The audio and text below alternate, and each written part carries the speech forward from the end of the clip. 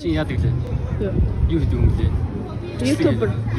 Өөрийн санаанаасаа гарсан юм юм юу ч алга энэ дээр үнэхээр угаасаа унших юм яг үндэ энэ дээр үнэхээр байхгүй. Бүр арай хүүхдүүдийг бүр арай л скамдж байна энэ нэрээ. Тэг өөрөө одоо ямар ч мэрэгчлээ номынхоо хавцсан утсан дээр гой зураг тавьсан байсан. Амар ухаантай юм шиг тавьсан шүү дээ. Өөрийнхөө хийх юм хийгээсэй л гэж бодчих. Бичлэгэн дээр реакшн магш нийт юм уу яа. Тэр фитнес энтрээр хүмүүсийг инфлюенс хийдэг бол тэр чигээрээ л явсан дээр баг. Түшиг бол тэрний талаар бүр байтга бүр агийн бүр жижиг цэгч байхгүй байж энэ одоо шал хэрэггүй юмрхүү юм ингээд. За тэгээд энэ бол ерөөсөө миний бодлоор хог байна.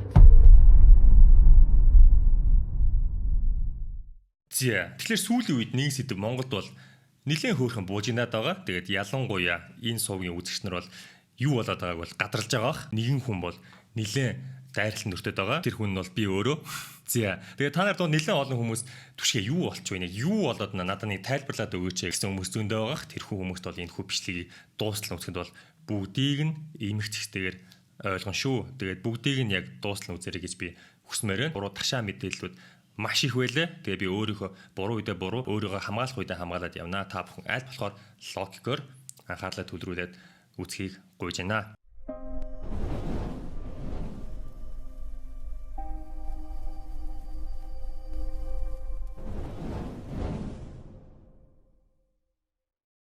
Бүх зүйл хаанаас эхэлсэн бэ гэхлээр 2024 оны 9 сарын 5 миний төрсөн өдрөөс эхэлсэн. Төрсөн өдрөөр нэгэн санаа орж ирсэн. Тэр нь болохоор ном бичих байсан. Ерөнхийдөө залуус донд хамгийн чухал асуудал бол мэргэжил сонголт байдаг. Тэгээд миний хувьд залуучууд мэргэжил сонголт төр бол нэлээд бага ач холбогдол өгж сонгодог нь бол ерөнхийдөө эргэн тойрны хүмүүсээс харагдаж байсан. За тэгээд юу гэж хэлсэн бэ гэхлээр энэ сэдвээр би ерөнхийдөө ном бичвэл хүмүүс нэлээд хүрх юм байна гэж бол орж ирсэн. Ном гэдэг бол тийм амархан ажил биш юм байлээ. Явсаар энэ олон сарын дараа бараг жилийн дараа 6 сар гэдсэн жил юм байлээ шүү. За яг бүтэн эхлснээ тооцох юм бол жилийн дараа ном маань бэлэн болгоод сая өнгөрсөн 5 дахь хагас бүтэн санд Номын Баяр 2025-аар би өөрийнхөө номтойгоо очоод ерөөхдөө өөрийнхөө үзэгч нартайгаа давхар уулзаад 3 хоногийн өнгөрөөсөн. Тэгээ ер нь бол нилээ буужсан. Очр бол тасраагүй. Тэгээ тэнд Номын Баяр дээр бол баг ер нь бол рекорд ивцэн баха. Тэгээ аюу олон хүмүүсийн анхаарал татчихсан. Тэгээ тухайн үедээс би мэдчихлээсэн. За энэ ер нь бол нилээ өргөн хэмжээний уулзалт маягийн болчлоо. Ер нь бол нэг миний зүгээр баримжаагаар 2000-аас 3000 залуучууд ирж бол зураг авахулсан, зарим ном авсан, зарим ингээд шууд ингээд зүгээр уулцсан. Ер нь бол нэлээд том арга хэмжээ болчих чинь ингээд амар их ингээд ийм асрууд байгаа штэ. Тэгээд зөвхөн манай асар бүр ингээд аюу урт оочрнд бараг тасралтгүй ер нь бол 3 хонсон. Тэгээ би чи Номын Баяр дуусын дараа ингээд гоё хүмүүсээс өгсөн бэлэг мэлгээ постлоод өстой гоё сайхан өдөр байлаа, жаргалтай байлаа гэд намайг дэмждэг хүмүүстэйгээ ингээд ютуберуудтайгаа ингээд хүүхдүүдтэй ингээд гоё уулзаад амар гоё эрэг болоо зүгээр аз жаргалтай байсан. Ер нь айгүй гоё байсан заа. За тэгээд яасан бэ гэхээр одоо яг чухал нөгөө асуудал руу орох гэж байна. Хүмүүс бол баг ингээд дайралт ороод ирсэн. Би эхлээд бол тоогоо үлдээ яал угаасаа энэ бол энгийн зүйл. Яг органикаар за 1-5% хүмүүс бол угаасаа үгүй ядах ёстой. Яагаад гэвэл ингээд Номын Баяр дээр өмнө байгаагүй ерөөдөө шууган дэгдээсэн учраас айгүй эрэлттэй байсан учраас тодорхой хэмжээний үгүй ядалт ирэх нь ойлгомжтой гэж бодож байсан. За тэгээд өгчтөр буюу нэгт өдөр ерөөдөө тэрхүү үгүй ядалт бол органик түвшнээс арай илүү болоод тэр тунд айгүй их нөгөө чи чат GPT-гээр галт ном биччихээд чи ингээд хүүхдүүдийг клөр даад ингээд мөнгө олох гээд ингэсэн байлээ гэсэн иймэрхүү утга агуулгатай мессежүүд бол аюу их ирсэн. Хүүш ямар сони би одоо хаанаас хин ингээ хэлсэн бол хүмүүс одоо хэнийг сонсчод ингээд олноороо дайраад наа гэж бол би тухайн үед гайхсан. Тэгээд ерөөдөө олсоо. За тэгээд тэрхүү хүний яг сувгийг бид нар харж байна. Эрдэнэ хүү жаргал гэсэн YouTube сувгтай. Тэгээд ерөөдөө бичлэгүүд бол 6 жилийн өмнө хальт бичлэг хийж байгаа. Жилийн өмнө 8 сар 7 сар ерөөдөө нэлээд удаан хийсэн. За тэгээд сүүлийн постсон бичлэг нь бол бид бүхэн харж байна. Эднэр одоо ичээсэ гэсэн thumbnailтай. Тэгээд инфлюенсер түшгийн номын review. За мэргэжлээ хэрхэн сонгох вэ гэсэн ном байна гэдэг имжлэг постлсон. Та бүхэн бас үзсэн хүмүүсийн тоог харж байгаа. YouTube дээр ерөөдөө суг нь бол 100-200 хүн үздэг байсан. Тэгээд над дээр бичлэг хийгээд одоогийн байдлаар 28,000 хүн үзсэн байна.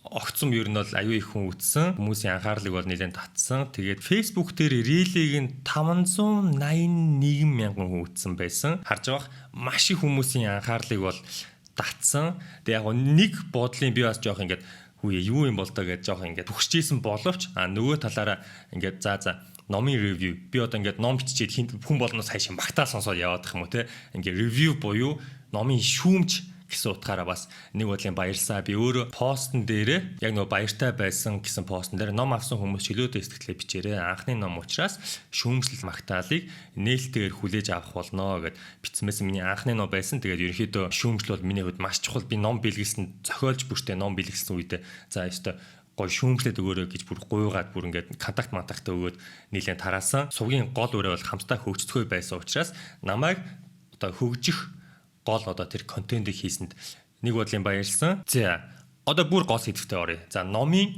ревю буюу шүүмж хийж байгаа. За тэгээд нөгөө алдарч ChatGPT-г асуусан. ChatGPT бол ер нь бол 99% бүх хүнийн үннийг хэлнэ. Хуучин бол ChatGPT асуудал байсан. Одоо бол ер нь хүн болноос ухаантай шүү. Одоо ChatGPT 5 мавыг гарцсан. Тийм учраас ChatGPT гэдэг үе чинь бүр 3 4 жилийн өмнөөс ер нь байхгүй болсон шүү дээ. Олон улсад бол. За тэгээд ерөөдөө вау номын ревю гэж мэдчихэд би ерөөдөө ChatGPT-гээс асуусан. За номын шүүмж ревю ямар байх ёстой вэ гэд ерөөдөө асуусан. За сонин асуулт байна. Маш сонирхолтой. Номын шүүмж book review гэдэг нь зүгээр нэг номыг магтах, эсвэл муулах биш. Харин уншигчдад уг бүтээлийн агуулга, давуу тал, сул тал, үн цэнийг ойлгуулах зорилготой байдаа гэж байгаа. Номын шүүмж нь заавал багтах зүйлсээ. За ерөнхий танилцуулга, номын нэр, зохиогч, хэвлэгдсэн он, төрөл жанр ойлгомжтой. За богинохон үйлбэрээр энэ ном ер нь юуны тухай вэ гэдгийг бол хэлнэ. За тэгээ агуулгын товч гэж байгаа. Агуулга гэхлээрэ доторх яг бичсэн текстүүд гэсэн үг шүү. За агуулгын товч буюу гол санаа, бүтэц, сэдв ямар талаар төвлөрсөн болохыг бол тайлбарлана. Давуу тал, positive points гэж байгаа. Зохиогчийн бичлэгийн хэм маяг. За ийм хэм маягтай юм байна гэдэг ч юм уу те. За судалгааны чанар, баримтын наривчлал гэж байгаа. За уншихад ойлгомжтой, сэтгэл хөдлөм гэх мэт. За тэгээд сул талыг бичнэ. За энэ бол ойлгомжтой, зарим санаа тодорхой бус янз бүрийн сонь юмнуудыг хэлнэ. Давхардаж бичсэн юм байвал хэлнэ. Илүү дэлгэрүүлж болох байсан бол энэ дээрээ дахиад юм бичихгүй гэж хэлж болно.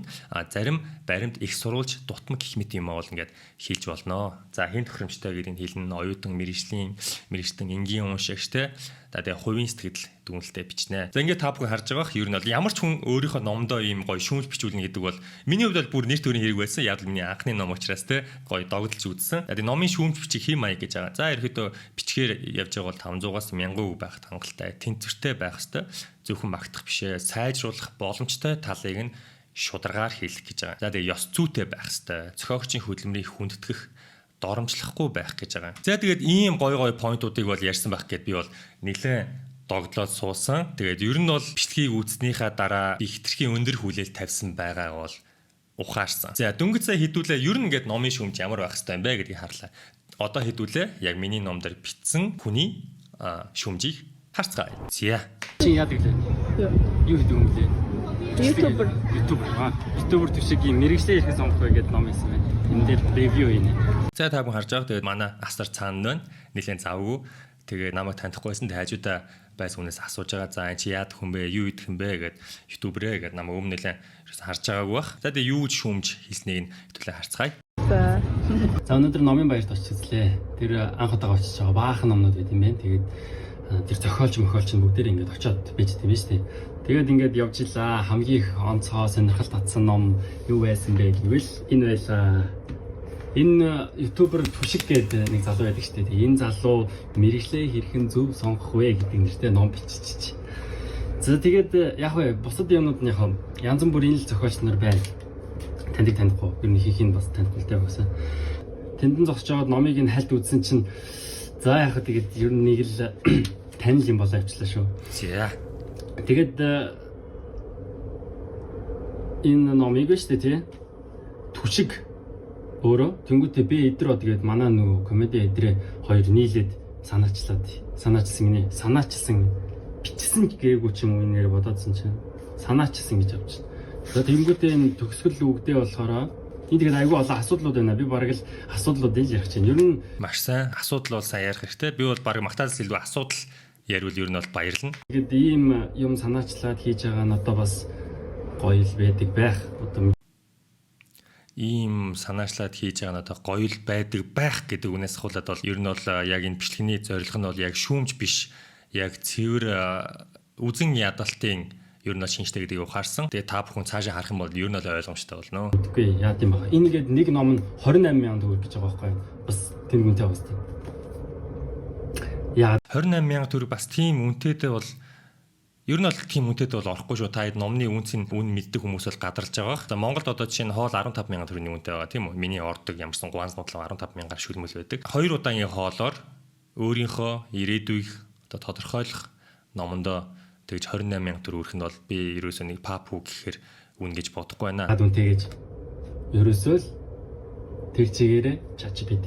Энэ дээрээс хавуулаад маш том стейтмент хийсэн. Энэ ном бол ерөөсөө л тэр чигтээ ChatGPT гэдэг бол дүгнэлтийг гаргасан. Энэ бол гэхдээ маш том дүгнэлт шүү guys. Энэ бол маш том дүгнэлтийг шууд одоо дөнгөж бичлэг эхлээд ингээд хийж гин. За одоо маш чухал хэсэг эхэлж гин. Яг одоо би та бүхэнд миний бичсэн ном тэр чигтээ ChatGPT биш гэдгийг та бүхэнд баримтаагаар нотолж харуулах болно. Тэгээ би яг энэ файлуудаа бол ер нь бол мартсан байсан. Тэгээ тэр хүний комментэнд орвол түшгээ зүгээр баримтаагаар үзүүлчих штэ. Олон юм яриад байгаа. Зүгээр сайхан баримтаа харуулаад тиймэрхүү юмнуудаа яг өөр хараа бичсэн норм морго ингээд харуулчаач яаж явж ном бүтснийг харуулчаач. Тэгэл болоо штэ гэж бодсон. Тиймэрхүү коммент бичсэн хүмүүстээ маш их баярлаа. Тэгээд би нэрээ санаад тийш надаа нэрээ бичсэн файлууд байгаа штэ гэд бүр он сар өдөртөөгөө байгаа. За тэгээд намайг гол нь буруутгаж байгаа одоо тэрхүү зүйл нь шууд ингээд ChatGPT-гээр маш богино хугацаанд ном бичээ гэж бол буруутгаж байгаа. Тийм учраас цаг хугацааны дарааллыг та бүхэн сайн анзаараарай. Энэ бүр яг цаг хугацаад байгаа. Одоо date modified гэж гарч байгаа. Миний одоо drive байна. Түшиг мэргэжлээ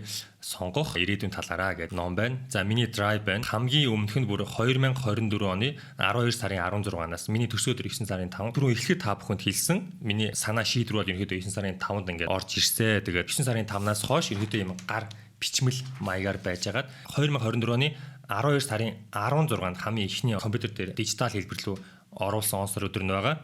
Өөрөөр хэлбэл 3 сар гарны дараа гэсэн үг шүү. За тэрхүү файл руугаа ерөнхийдөө ингээд орё. Яг одоо бид 2024 оны 12 сарын 16 байсан уу те? Яг тухайн үед одоо хамгийн анх дижитал руу хөрвүүлсэн хөлбөрийг харж гин. Эхний анзаарах зүйл харж байгаа. Ер нь бол жоохон онцгүй нэлээ алдаа мэдхтэй харж байгаа. Зүгээр зөв бичгийн алдаа бол ингээд нэлээ ихтэй. Тэгээ ингээд зураг өргөн гэсэн шаал өөр байсан. Бүр ингээд мөр төр ингээд та бүхэн харж байгаа.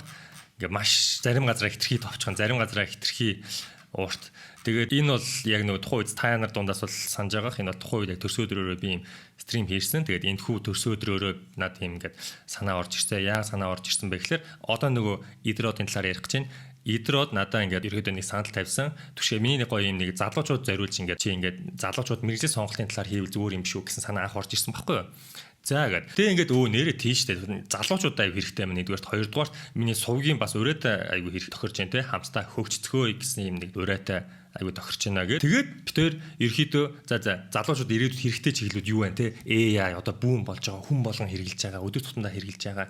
Тэгээд робот өөрч юу гэдэг тээврийн хэрэгсэл яг энэ чиглэлүүдийг ингээд залуучууд ирээдүйд ямар болохыг харуулад ихэд ингээ мэрэгжил сонголтын дээр нь гоё туслая гэдэг амар гоё санаа байсан. Тэгээд уг нь бол нь штэ мань хүн энэ анхны яг энэ агуулгын санааг бол талаас бараг илүү хувь нь бол ингэж өөрөө гардаж ингэж хийсэн. Тэгээд эхлээд бол мань хүн зүгээр YouTube контентын санаа гэсэн байхгүй чиний бичлэг дээрээ ингэж яриач гэж хэлсэн. Тэгээд битээр ингэ суугаад кол хийгээд ингэж яриасан чи хүү энэ гэхдээ контент хийвэл зүгээр жуулднаа. Нэг юм бүтэн ном гаргах чи гэдэг санааг бол би гаргасан байхгүй. Тэгээд идрөөч гэсэн нэрээ тийм биш бүр ном гаргахлаас хөөрхөн юм байна. Хүмүүст хэрэгтэй юм. Тэгээд ихэд ном гарахаар болсон. За тэгээд 12 сараас хойш бол бичлэгүүд ингэ явсаар байсан. Та нар мэдж байгаа хоо ер нь бол бичлэг дээр би ном бичиж байгаа гэж яриад яваад байсан. Яриад яваадсан. Тухайн үеийн орох контентууд багассан. Хэрвээ та нар анзаарвал та цуг дээр гүйлгээд үзээрэй. 12 сараас 6 сар хүртэл миний орох контентууд бол бүр нэлээд эрс багассан. Ер нь бол 30-аас 50% бол багассан. Тэгээ тэрнийхэн шалтгаан нь юу гэсэн бэ гэхээр ном бичсэн. Тэгээд ном бичинд бол аюу их энерги шаарддаг бол би ухаарсан. Миний боцноос ном бичнэ гэдэг бол маш хэцүү юм бэлээ. За ингээд энэ бол ихний маш том баримт шүү. За ингээд харж байгаа файл бол 1 2 3 4 5 6 ер нь бол нэг бараг 10-аад удаа тэгээ хамгийн сүүл ингээ редакторлуулаад тэгээ ерөөдөө 7 сарын 24-нд бол редакторлуулж дуусаад тэгээд нөгөө хевлэл мэвлэл янз бүрийн босоор гаад ерөөдөө 9 сар гарсан. За тэгээ энэ файлууд бол зүгээр нэг copy paste хийсэн файл бол мэдээж биш шүү. Одоо ингээ ороод харахад бол харж байгаа үг үсгийн одоо тэр алдаанууд хамаагүй багассан байна. Арай эмгэгтэй болсон байна. Тэгээ ингэж явж байгаад ерөөдөө харж байгаа. Анх бол хавцсан юм байсан. Тэгээ хавцын бол хүмүүс голсон. Энэ бол би шууд ChatGPT-ээр хийсэн. Тэгээд ингээд битсэн үгнүүд нь гэсэн ерөөдөө ингээд арай өөр. Энэ дээрээс нэг маш чухал зүйл байгаа шүү. Гэтэ ийшээ орохын өмнө хэдүүлээ бичлэгээ үргэлжлүүлээд үзье. За. Ямар ч тийм оюуны өмч энтрийн тийм өөрийн санаанаас гарсан юм юм юу ч алга энэ дээр үнэхээр. За харж байгаа бас маш том стейтмент өөрийн ямар ч оюун нэмж өөрийнхөө санаанаас гарсан ямар ч зүйл алга гэж байна. За тэгээ цаашаа Үнэн болсон. Одоо тэгээд жишээлбэл би та нарт ингээд зүгээр ингээд үзүүлээ заяа. Одоо ингээд эхнээсээ энэ форматыг нь хардаа. за ерөөдөө форматн дээр бол нэлээд шүүмжилсэн. Форматн дээр юу шүүмжилсэн бэ гэхээр одоо л харцгаая. Энэ формат нь бол ерөөсөө л ChatGPT тэр чигээрээ энэ bold текстүүд байна. Bold текстүүд тэнгуүтээ энэ яг ингэж structure нь яг юм битэн штэ угаасаа. За формат болон bold текстийг бол нэлээд шүүмжилсэн. Bold text гэхлээрээ guys ерөөдөө одоо ингээд миний эхнийх дээр бол ямар ч bold text байхгүй байгаас bold text гэхлээрээ ерөөдөө энийг хэлж байгаа. Одоо энийг би ингээд control B гэдээ гаргахлаар одоо энийг хэлж байгаа байхгүй юу? Bold text ихтэй учраас ChatGPT аягүй ашигласан гэж байгаа байхгүй юу? Тэгээд хэрвээ бид нар харах юм бол одоо энэ хэзээний хойсон бай. 5 сард бүр 6 сарын дараа миний ингээд ном ингээд бичлэгүүд ингээд bold текстүүд орж эхэлж байгаа байхгүй юу? Тэгээд энэ bold text орохороо ерөөдөө тэр чигтээ ChatGPT гэсэн үгээ гэж бод хэлж байгаа. Тэгээд энэ дээр би нэг алдаа хийсэн гэж бодоод байгаа юм. Энэ дээр яасан бэ гэхээр штэ үг үсгийн алдаануудаа би ChatGPT-гээр засуулсан байхгүй юу? Яг тэгвэл би өөрөө бас гадаад 10 жил болоод ирсэн. Намайг 10 жил болоод ирэхэд маш олон үгний дүрм өөрчлөгдсөн байлээ. Ер нь яг зөв бичих хэцүү. Тэгээ би үг нь өөрөө яг хэлээрээ зөв бичгийг бол нэлээ уриалдаг. Би Facebook постуудыг харах юм бол ер нь дандаа кириллээр аваа. Тэгээд ганц хоёр алдаа гарахаар хүмүүс шууд тэр үгийг ингээд сонгож аваад доор нь комент бичээд байдаг байхгүй юу? Тэгээ номон дээр бол мэдээж би сериусны байх хэвээр. Тэгээ ингээд шууд ChatGPT-гээр алдаануудаа шалгуулсан. ChatGPT бол алдаан дээр ер нь бол бараг л 100% шүү. Ер нь бол яг үг гэсэн алдаан дээр бол бараг л 100%. За тэгээд байна штэ. Нэг зүйл байгаа. Энэ маш том баримт. Одоо анхаарлаа сонсоорой. За энэ хоёр дахь нэлээд бүтгсэн зүйл нь.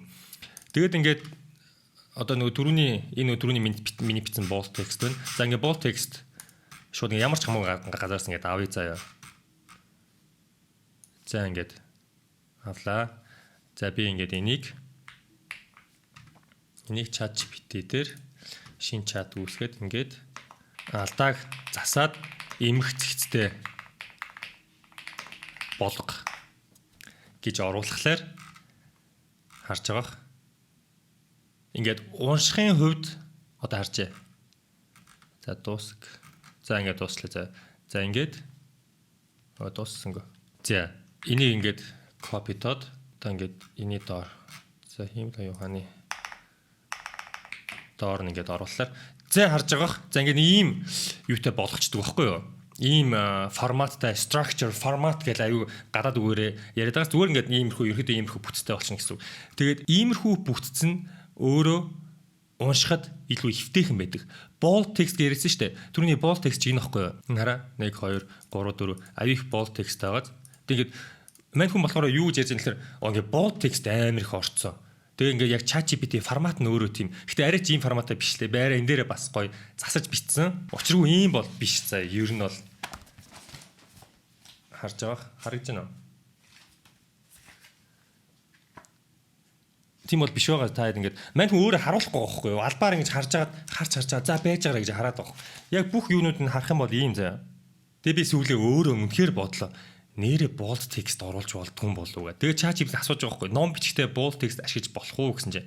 Тийм ээ. Ном бичгтээ bold text ашиглаж болно. Гэтэ хэрхэн хаана гэдгээс нь шилтгаалаад одоо ингээд гол санааг онцлоход түлхүүр үгс, нэр томьёо, дүгнэлт, зөвлөгөө, ишлэл ер нь бол ингээд жоохон чухал хэсгээрээ bold text ашиглаж болдог байхгүй. Би өөрөө ер нь бол ингээд bold textтэй олон юм сунжирсан юм байхгүй ном уншихтаа надаа миний толгоонд аюу хурдан ордог байхгүй юу. Тэгээ одоо энэ дээр та бүхэн харж байгаа. Та нараас би зүгээр асууя заяа. Ийм одоо үргэлжилсэн ийм бүтцтэй юу уншвал та нарын толгойд орох уу?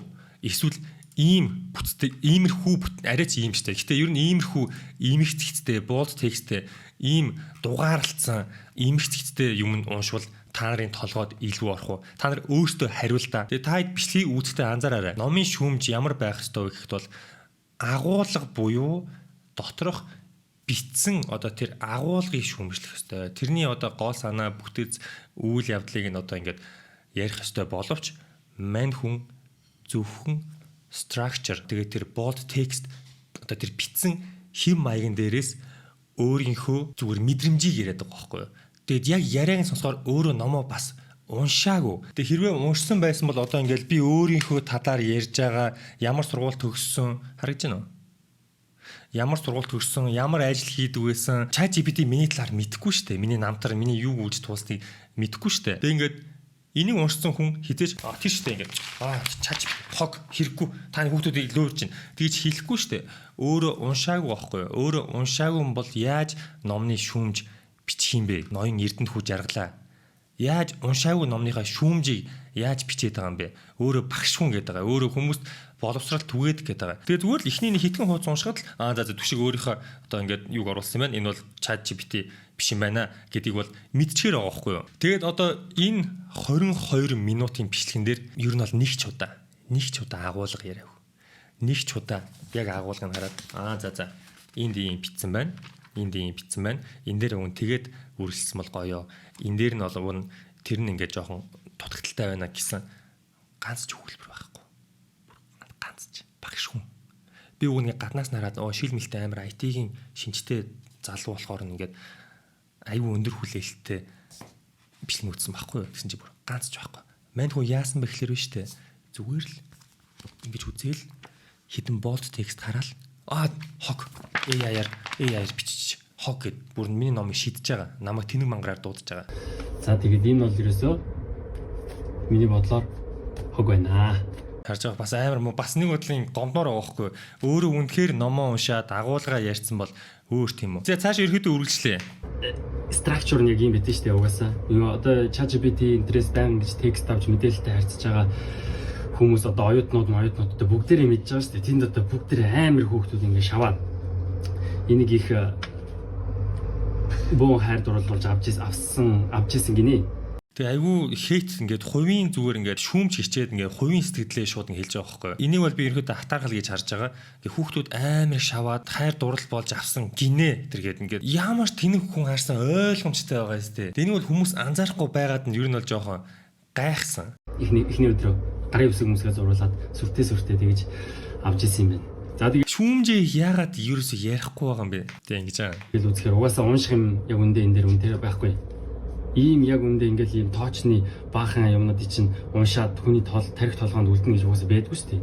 Ингээл энэ бол ийм тэр бол тийм биз. Тэгэл ингээд юу гэсэн үг энэ бол тийм тэр бол тийм гэж бичихгүй өөр яах юм бэ юу гэсэн үг. Тэгээ тоочны гэдэг чинь үнэн зөв гэсэн үг шүү дээ. Цаашаа сонирхолтой юмнууд байна. Инэттэй юмнууд байна. Би одоо та нарт нэг инэттэйс үзүүлье. Хамгийн инэттэйс. Энэ араа хиймэл оюухан ориг ухаанаас хүч хэрэг. Юу гэсэн үг? Ориг ухаанаас хүч хэрэг гэдэг энэ бүр юу Google Translate юм уу?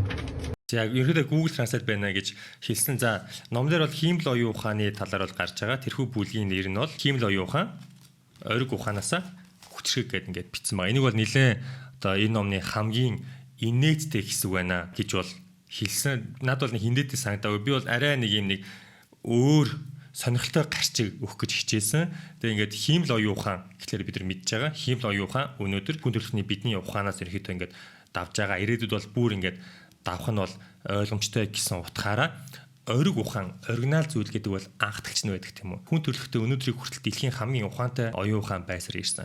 Тийм учраас хүний оюун ухааныг би ориг ухаан гэж байгаа байхгүй юу. Монголчлоод ингээд яг Монгол маягийн одоо хэм маяг оруулж байгаагаад би бол нэг тийм инээдтэй хэсэг гэж бол бодохгүй байхгүй юу. Яаж хиймэл оюун ухаан хөгжсөн юм бэ гэдгийг одоо ингээд бүр анхны 1950-аад оны Alan Turing гэдэг хүн одоо анхны хиймэл оюун ухаан гэдэг тодорхойлолтыг гаргаж ирээд тэгээ ингээд хүн төрөлхтөн бол хамгийн ухаантай нь байсан.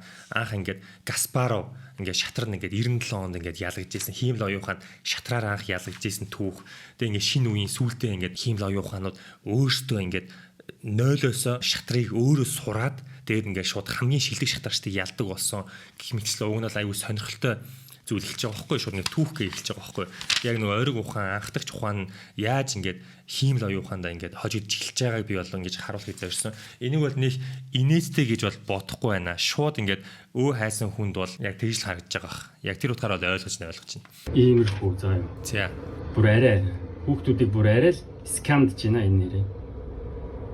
28,000 төгрөгөөр шүү дээ. 28. За, саяг бол бас маш том стейтмент. Намайг бол ерөөдөө лөөр хийж байна гэж бол гүтгсэн байгаа. За хэдүүлээ одоо ерөөдөө харцгаа ChatGPT-гээс асууя. Хэрвээ би ChatGPT ашиглаад алдаагаа засуулаад баяжуулаад гэж бүр оруулсан шээ. За баяжуулаад гэдэг нь одоо ойлгомжтой юмнуудыг нь би бол ChatGPT-гээс авсан байгаа. Тэгэхээр нийт бол миний бодлоор 20-30% нь бол ChatGPT-ийн баяжуул гэж ойлгож болно. Гэхдээ баяжуулахтай бас айгүй учиртай шүү. Одоо чинь энэ дэр юм байгаа байхгүй юу? Энэ зүгээр жишээ шүү. За ойрын ирээдүйд ерөөдөө ингээд амьдрал хэрхэн өөрчлөгдөх вэ гэдгийг ингээд яриад ойрын одоо ингээд ирээдүйд салхинд үгүй болж байгаа мэргэжлүүд одоо ингээд цаг хугацаа явн явсаар юм хөгжөөд зарим мэргэжлүүд хүртэл өөрөө ингээд зах зээлээс арчигдж байгаа. Зарим мэргэжлүүд өөрөө ингээд зах зээл дээр шинээр төрж бий болж байгаа гэдгийг одоо иймэрхүү ерөнхийдөө ойлгомжтой нэг хугацаа оруулаад судлаад байхааргүй юм дээр бол би ChatGPT ашигласан шүү. За би тэрийг бол хүлээн зөвшөөрж байгаа. Алдаад суулгаад ашигласан. Яг иймэрхүү ойлгомжтой юм дээр бол баяжуулалтан дээр бол би ашигласан байгаа. За лөөр мөн үү гэж асуучих. Мөн гэж авбал яана. За хариултыг харцгаая. Үгүй ээ. Энэ бол лөөр биш ээ гэж байна. Яа. Тийм хэлэхэд яг л өөрч болох шахлаа шүү. ChatGPT хэрэгсэл болон ашиглаж байгаа хэрэгээ. Одоо Word дээр чинь үг үсгийн алдаа асуулдаггүй. Grammarly ашиглаж текстээ сайжруулахтай л ижил зүйлээ. Зөвхөн алдаагаа засуулж баяжуулж байгаа тохиолдолд бүтээлийн бүтээлч санаа, бүтэц, үзэл санаа, гол агуулга нь чиний хэвээр үлднэ гэж байгаа байхгүй юу? Тэгэхээр түрүүний мань хүний хэлсэн зүйл бол намайг шууд лөөрчин гэж байгаа бол ер нь бол маш том гүтгэлэг. Би ихтэй энэ дээр нэг олон юм яриад хуулийн юм явна тийм байхгүй зүгээр. Гэтэ би ер нь бол ойлгоод байгаа. Яагаад намайг үзье ядаад байгааг бол ер нь бол ойлгочих шиг боллоо. За цаашаа явцгаая. Одоо тэгэл янз бүрийн юм биччихжээ энэ одоо юу би одоо анханасаа бодоход эхлээд мэрэгчлээ хэрхэн зөв сонгох вэ гэж ChatGPT-гээс асуусан баг. Тэнгүүт одоо яг ингээд эрэлттэй байгаа ирээдүйд эрэлттэй болох мэрэгчлүүд ийм байна гэж санаас нь хэлээл тэнгүүд нь тэр мэрэгчлүүдийн талаар ингээд бас цааш нь ингээд асуугаад явсан юм шиг байна. За тэгэл заажаа энэ дээр хайгуу чухал зүйл шүү. За энэ дээр манай хүн түрүүн ярьсан шүү дээ. Энэ хоёр дахь гарчгаа өөрөө ойлгоогүй. Энийг анзаараагүй. Би энэ гэхдээ миний буруу. Би энийг арай жижигэн битсэн байгааз ирээдүй хайшаа явж байна. Энд чинь бас айгүй чухал гарч байгаа байхгүй. Одоо бодоод хахад энийг томоор бичээд мэрэгжлээ хэрэг сонгох вэ гэдгээ жижигээр бичих ёстой байсан байгаа байхгүй юу? Уг нь бол тэгээ манай хүн шүүмж бичиж байгаа. Гарчгаа мэдэхгүй. Гарчгаа гүйцэд уншаагүй. Өөр нь буруу биш ээ. Миний буруу. Энийг жоохон том бичгүйсэн. Тэгээд ирээдүй хайшаа явж байгаа нэхлээр ирээдүйд ерөөдөө илүү бүүн болох чиглэл одоо бүүн болох салбаруудыг ярьж байгаа байхгүй юу? Уг нь бол тэгээ трийг манай хүн яг ойлгоогүй. Энийг би томор бичгүйсэн ма. Тэр бол яг миний буруу шнэ худлаач. Артлан ном зүү мөө гэж байдаг шүү дээ. Энэ хаанаас энэ текстүүдийн paper scientific paper-ээс авсан уу? За дараагийн том point сая хэдүүлээ сонслоо. Source одоо нөө reference бичиж байгаа. Ерөнхийдөө их сурвалжууд хэрвээ та нар анзаарах юм бол ном дээр ингээд сүүлд нь ингээд мангар урт юмнууд байдаг шүү дээ. Ингээд зүгээр текстүүд ер нь хинч таад барыг анзаарсан. Би бол нэг тийш тэрийг уншиж үзээгүй амьдралтаа. Тэгээд эндхүү ном нь яг миний ном учраас би анханасаа гол зорилгоо баримтлая гэж бодсон. Миний ном бол хүмүүст мэдлэг, урам зориг өгөх зорилттой. Залуучууд илүү чиглэсэн ном. Референсүүдээ ингээл зэгцлээл ингээл байж захын оронд референс зүгээр шууд бичгүй байхаар шигдсэн. Тэгэхээр миний эргэн тойрны хүмүүс бол түшгээр референс ер нь бичлэг зүгээр шүү хайдаг хүмүүс бас байгаа штэ гэж бол хэлсэн. Тэгээ ер нь бол ном заавал референс бичих ёстой гэсэн юм бол бэдгүй. Ном бичихтэй заавал референс бичих ёстой юу? За ерөөдөө ингэж байгаа. Заавал референс одоо бичих хэсэг нь таны номын төрөл, зорилго, уншигчдаас хамаардаа гэж байгаа. Харж байна уу? Заавал референс бичих шаардлага байхгүй. Номынхоо төрөл, зорилго, уншигчдаас хамаарах. Референс ч өөрөө жоох ядаргаатай байхгүй guys. Ингээд нэг юм бичээл тэрнийхээ их сурвалж ингээл хараад интернетээс ингээл ямарч шаардлагагүй энерги зарцуулагдаад байсан байхгүй юу? Миний гол зорилго бол залуучууд ирээдүйг харуулах, ирээдүйд бүүн болох мэргэжлүүдийг харуулах. Тэгээд ерөөдөө мэргэжил сонгоход нь жоохон туслана. Тэгэхээр би хүмүүст мэргэжлийн сонгож өгөх биш шүү. Иймэрхүү юмнууд бол бүгдээрээ бүр тэр ихний бүр хараа эхлээд ингэж байгаа байхгүй. Энэхүү номын нэр нь мэргэжлээ хэрхэн зөв сонгох вэ боловч зөвхөн боловсрол бус. Ажил, мэргэжил, сонирхол гэсэн өргөн хүрээг хамаарсан агуултаа гэдгийг онцлох нь зүйтэй гэж байгаа байхгүй. Хүмүүс л хоороо шууд гарчгаар нь дүгнээд гарчгаар нь мэргэжил гэхлээр шууд мэргэжил түшиг ингээд сонгож өгөх гээд нэ үгүй байхгүй. Тэгээ энэ дэр ингэж байгаа. Энэ ном ямар мэрэгчлээ болохыг чинь хэлж өгөхгүй. AI биш шүү. Харин цаг үетэйг нийцсэн зөв сонголт хийхэд чинь туслах зорилготой. Үндсэн зорилго нь тэр байхгүй юу хүмүүсээ. миний ном бичсэн үндсэн зорилго нь ерөөдөө л цаг хугацаагаа мэдрээд мэрэгжил сонгоход нь жоохон эрг нөлөөлөх. Тэгэл болоо. Ийм зорилготой номонд одоо энэ дээр ингээд зорилго ингээд уншигчдаас хамаардаг гэж байгааз та хэд үнэхээр одоо ингээд намайг энэ дээр одоо ирээдүйд тим мэрэгжил одоо бүүн болно гэхэд тим чиглэл бүүн болно гэхэд та хэд надаас их сурвалж үнэхээр нэхэх үү? Яг ном дээр та нар шаардлагатай. Та нар би бол үндэ жинзэнүүд хизээч жинзээ байхгүй би ч ер нь амьдралдаа нэг ч удаа номноос референсийг ингэж арга шахахгүй гэж үзээгүй. Ер нь бол хэрэггүй. Тэгээ ер нь бол заавал шаардлагатай ч биш. Заавал шаардлагатай тохиолдол гэж байгаа. Академик судалгааны бүтээл их сургууль эрдэм шинжилгээний за ойлгомжтой тийм үү. Тэгээ та хэд харж байгаа бусдын судалгаа тоо баримтыг ашигласан бол их сурвалж заавал бит тэмдэглэх ёстой гэдэг. Их сурвалжаа би ерөөдөө тэр үедээ тэмдэглээд яваад байсан байгаа байхгүй юу? Харж байна уу? Их сургуульчуудын. Одоо ингэж байгаа. За, хүний тарих тоо баримтаас илүү нэг хүний сэтгэл хөдлөм амжилтыг түүхэнд итгэх хандлагатай байдаг гэж байгаа. За, энэ болохоор юун дээр ингэж ярьсан бэ гэхээр яагаад бүх мундаг хүмүүс сургуулаа орхисон байдаг вэ гэдэг сэдв байгаа байхгүй юу? Одоо залуучууд тэрбумтнуудыг хараад ч юм уу те сургуулаа орхицсон. Тэгвэл би сургуулаа орхивол алах юм шиг тэр үзэл санааг нь би ерөөдөө багсаж байгаа. Эсэл хөдлөөрөө сургуулаа хайдаг хүмүүсийг багсаж байгаа байхгүй юу? Тэгээ энэ дээр гівч бодит байдал дээр дэлхийн тэрбумтнуудын 88%, сайтнуудын 84% их сургуулаа төгссөн байдаг гэдгийг WealthX Global Wealth Report 2024-23 баталж байна.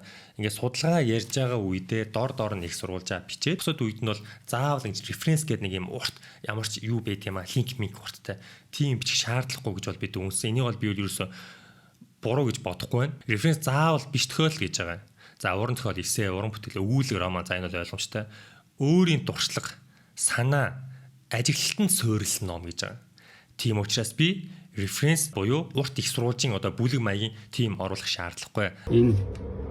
Энэ зургийн форматыг одоо одоо энэ зургийн формат гэж байгаа. Энэ зургийн форматыг хараад шоолж байгаа. Энэ зургийн яг форматыг хараад шоолж байгаа.